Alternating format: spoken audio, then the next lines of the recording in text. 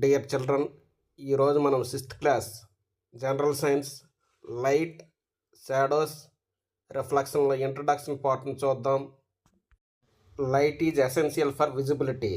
వస్తువులు కంటికి కనిపించాలంటే కాంతి అవసరం. Light is the form of energy which cause sensation of sight. కంటికి దృశ్యజ్ఞానాన్ని కలిగించే శక్తి స్వరూపాన్నే కాంతి అంటారు.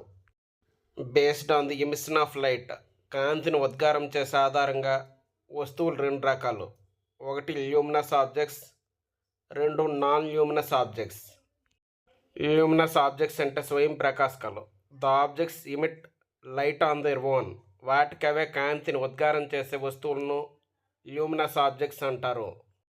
Examples of luminous objects: sun, torch light, electric bulb, stars, etc.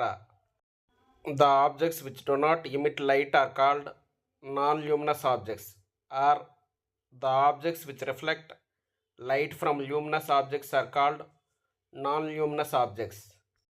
స్వయం ప్రకాశకాల వలన తమపై పడిన కాంతిని పరావర్తనం చెందించే వస్తువులను నాన్ ల్యూమినస్ ఆబ్జెక్ట్స్ లేదా అస్వయం ప్రకాశకాలు అంటారు. Example: chair, painting, shoe, moon, etc. How do we see objects? మనం వస్తువుల్ని ఎలా చూడగలుగుతున్నాము? Light from the luminous objects falls on the non luminous objects. స్వయం ప్రకాశకాల నుండి కాంతి అస్వయం ప్రకాశకాలపై పడుతుంది. Light is reflected by non luminous objects. అస్వయం ప్రకాశకాల నుండి కాంతి పరావర్తనం చెందుతుంది. పరావర్తనం చెందిన కాంతి కిరణాలు మన కంటి వైపు ప్రయాణిస్తాయి. మన కన్ను పరావర్తనం చెందిన కాంతి కిరణాలను గుర్తించి మెదడుకి సంకేతాలను పంపించడం ద్వారా మనం వస్తువులను చూసే అనుభూతిని పొందుతాము. పక్కనే ఉన్న కిరణ చిత్రాలను పరిశీలించండి పిల్లలు.